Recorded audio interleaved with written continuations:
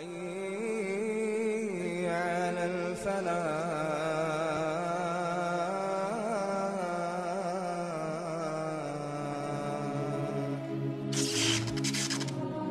So the Ottoman Empire, may Allah reward them, did an amazing job in establishing Islam. However, it wasn't just this. Many of us already know about this. We know that they conquered Constantinople. But as I said, there's much that we don't know.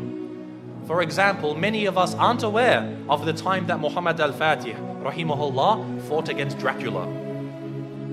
You've heard of Dracula before? When I say Dracula, you're probably thinking of a vampire. You're saying, yeah, Musa. You're telling me that Muhammad al-Fatih fought a vampire? What's next? He fought Superman? No. Dracula was a real man. There was a real man named Dracula, and he ruled over the southern part of the country of what we call today Romania. Now, Muhammad al-Fatih, rahimahullah, as he began to advance into Eastern Europe, for example, Bosnia, Serbia, Hungary, all of these lands, the people of Wallachia, of southern Romania, they wanted to fight against the Ottomans. However, they were very weak, and so they had to make a peace deal with him. So as part of this peace deal, Muhammad al-Fatih, rahimahullah, he said to the ruler, he said, you have to send me 2 of your sons, and we will send them to Istanbul to be educated. So he sent his 2 sons. One was named Vlad, and one was named Radu. Now Vlad is the one who we know as Dracula, because the word Dracula, it means son of Dracul, which was the name of his father.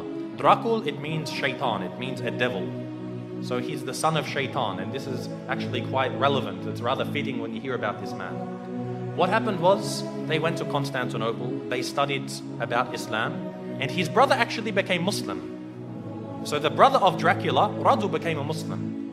He memorized the Quran, he studied so much, and even Dracula studied the Quran even though he wasn't a Muslim. He spoke Arabic, he spoke Persian, he spoke Turkish, and of course Romanian and other languages.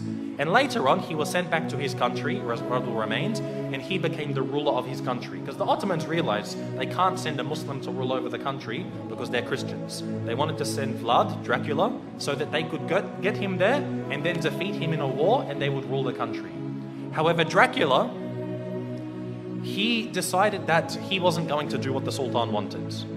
The Sultan sent him 2 emissaries, 2 people to come speak with him, and they said to him, you must pay us the jizya. Now that you're the ruler of the country, you have to pay us jizya. And so Dracula, he said to them, if you want to step inside of my court, you have to take off your turban. And so they said, no, we won't remove it for you. We're not going to remove it for a kafir. So he said, take it off. Again, they refused. So he told someone to come with some very big nails and hammers, and he said, if they refuse to remove it for me, then they will never remove it again. And he commanded that their turbans be nailed into their heads. And of course, this in effect killed them.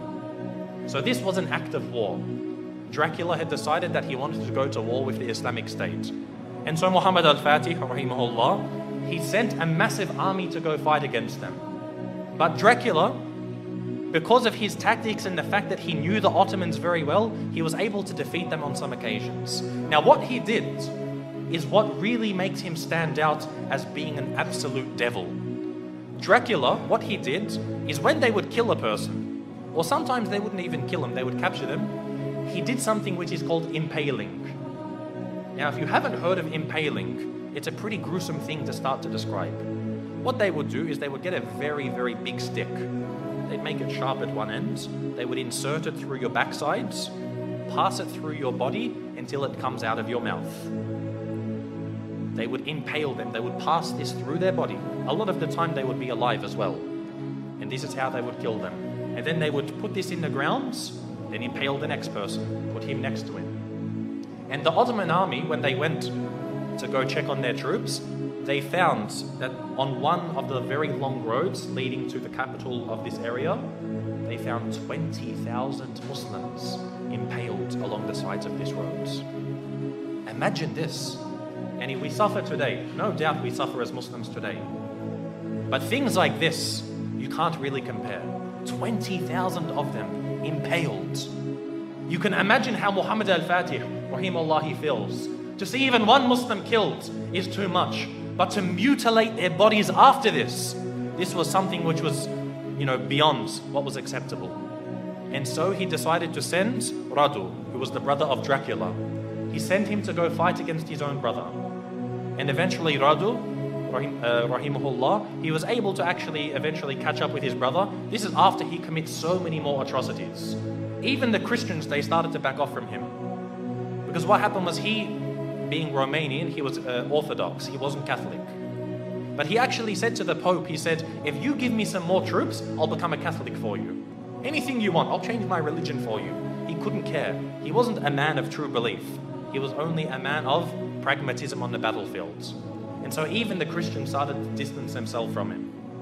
However, the Muslims, they caught up with him and they faced him in battle. And it's unclear if the Muslims killed him or if his own people turned upon him and killed him. But either way, Dracula was killed. And the Ottomans, the Muslim army, defeated Dracula. And so what they did was they removed his heads and they took it to the city of Istanbul and they put it on a very, very large stick. They impaled his head and put it at the gates of Constantinople, where it stood for about 2-3 months, to say, if you want to be like this man, wage war against us. This was the demise of Dracula. And again, as Muslims, most of us won't even know about this. How many people know that Dracula was a real man? And we as Muslims, we fought him and we killed him. You know how they say garlic kills Dracula, or a silver bullet to the heart, or a wooden stake? None of these kill Dracula. Muslims kill Dracula. So anyone who wants to follow the way of Dracula, they will face the same wrath from the Muslim Ummah.